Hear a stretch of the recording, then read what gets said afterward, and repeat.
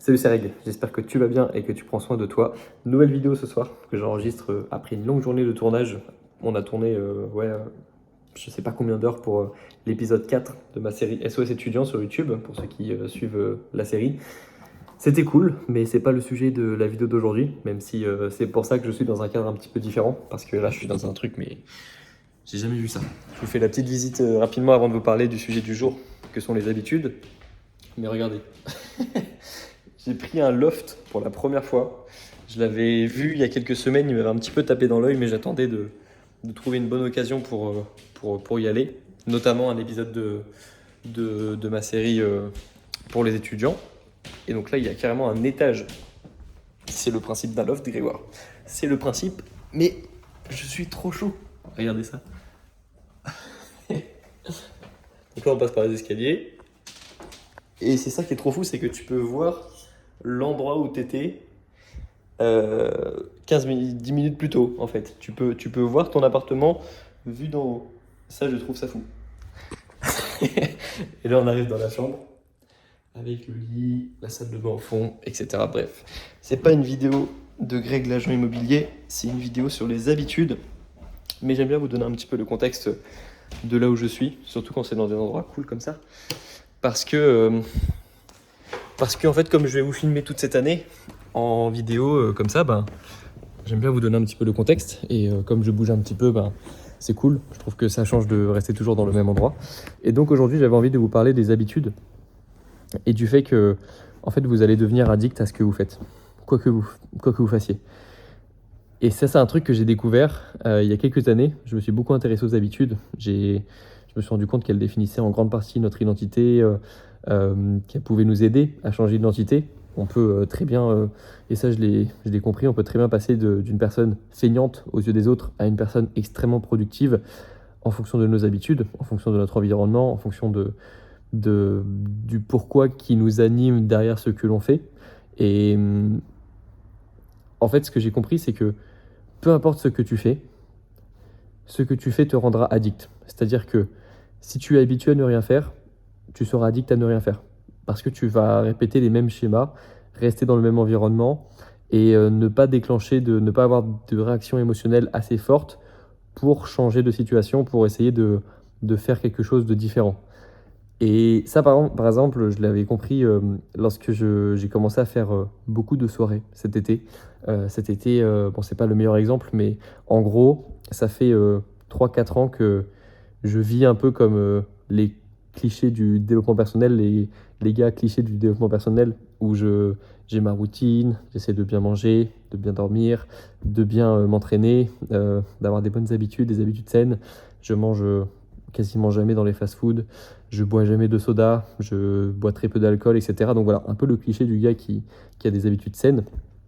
Et en fait, cet été, j'ai commencé à m'amuser un petit peu plus. Enfin, m'amuser, non, c'est pas le bon mot, parce que justement, je m'amusais avant aussi, mais j'ai cherché à changer un petit peu. Je me suis dit que c'était le bon moment pour prendre des vacances, que je suis sorti beaucoup plus en boîte de nuit, je me suis couché plus tard. J'ai fait une nuit blanche, ce qui n'était pas arrivé depuis des dizaines d'années.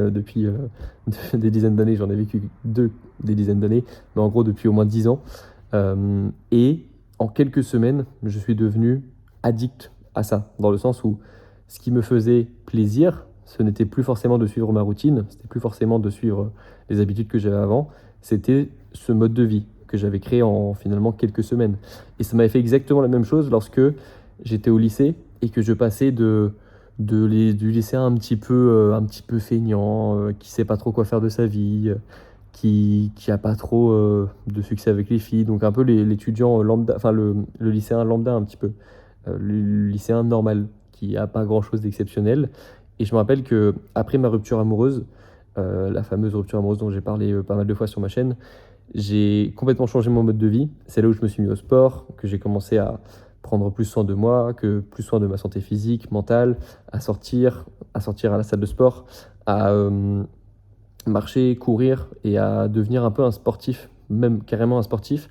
Et je me rappelle qu'au début, les séances de sport, elles n'étaient pas du tout agréables. Évidemment, personne prend vraiment du plaisir à sa première séance de sport. Enfin, c'est un enfer. Tu sors de ça, tu es peut-être content, tu as des courbatures, tu es content, sauf que le lendemain, tu peux plus marcher quand tu as fait une séance jambes pour la première fois. Quand tu as fait une séance épaule pour la première fois, tu peux plus tenir ton volant. Tu peux plus tenir un objet. C'est un enfer. T'es content, mais c'est quand même un enfer. Les premiers jours et les premières semaines. Et je prenais quasiment pas de plaisir, aucun plaisir à aller à la salle de sport. Enfin, en tout cas, à sortir de la salle de sport. À aller, ça pouvait aller, mais à sortir, c'était douloureux. Ça faisait mal. C'était nouveau pour moi. Et en fait, en quelques semaines, je suis devenu addict à la douleur des séances de musculation, de la congestion, de tout le processus même d'aller à la salle, de rentrer dans la zone, rentrer dans ma bulle, mettre de la musique, faire les séries d'échauffement, etc. Je suis devenu addict à ça. Et il y a beaucoup de personnes qui disent avoir une personnalité addictive. Et je pense qu'on a tous une personnalité addictive. Je pense qu'on est tous, si tu donnes à un humain des raisons de faire quelque chose, qu'il commence à apprécier le processus de ce quelque chose et qu'il voit l'intérêt de ce qu'il fait, et qu'en plus son environnement tourne un petit peu autour de ça, qu'il commence à avoir des résultats, donc qu'il commence à avoir cette fameuse cette boucle de la dopamine de je fais quelque chose de bien, donc je me sens bien, donc je me récompense, donc je sécrète de la dopamine, et ensuite j'ai envie de faire encore quelque chose de bien, etc. Ce fameux circuit de dopamine, et bien en fait je vois pas grand monde qui serait pas addict à un nouveau processus comme ça s'il y a toutes les cases qui sont cochées, le sens, l'envie, la réaction émotionnelle, l'environnement, les habitudes, le système que l'on met en place, etc. Le pourquoi derrière. Enfin, ça, je l'ai déjà dit, le pourquoi. Voilà, je vois pas grand monde qui deviendrait pas addict à ce qu'il fait s'il le fait assez longtemps. Et c'est ça le truc, c'est que tu deviendras addict à ce que tu fais, peu importe ce que tu fais, que ce soit positif ou négatif, tu deviendras addict à ce que tu fais. Et c'est pour ça qu'il faut faire attention à, à quand on commence à répéter un schéma, parce qu'en fait, il n'y a que deux réactions à une action. Tu peux soit renforcer une action, soit la punir, cette action. Et quand tu commences à renforcer des actions négatives, c'est à ce moment-là que tu commences à prendre cette habitude et que tu commences à devenir addict à cette habitude, même si elle est négative pour toi. Et je pense qu'on peut devenir addict à ne rien faire. Je pense qu'on peut devenir addict à abandonner la première fois. Je pense qu'on peut devenir addict à ne pas vouloir le meilleur pour soi-même et à accepter d'avoir des,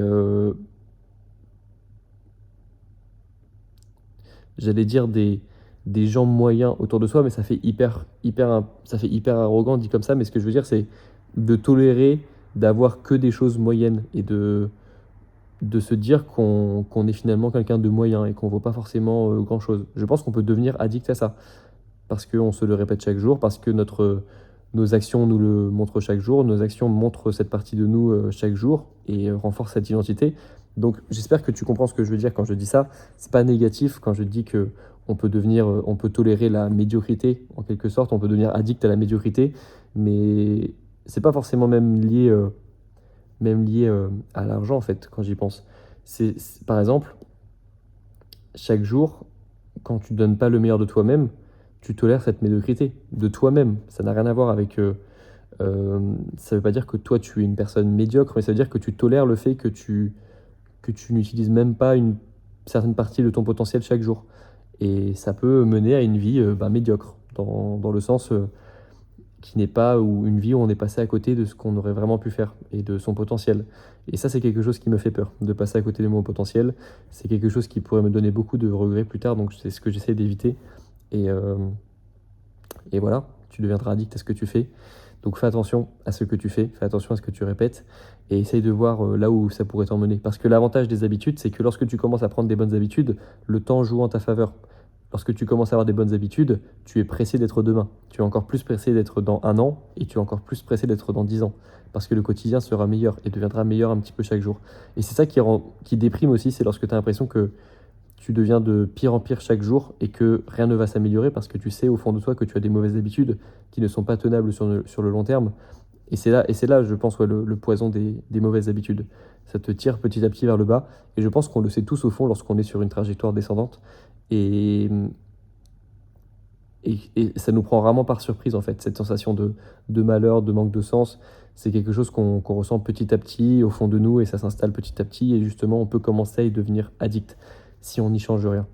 Et je pense que la meilleure des choses pour changer, c'est une réaction émotionnelle. Ça peut être une réaction émotionnelle plus rationnelle, le mélange des deux, c'est intéressant.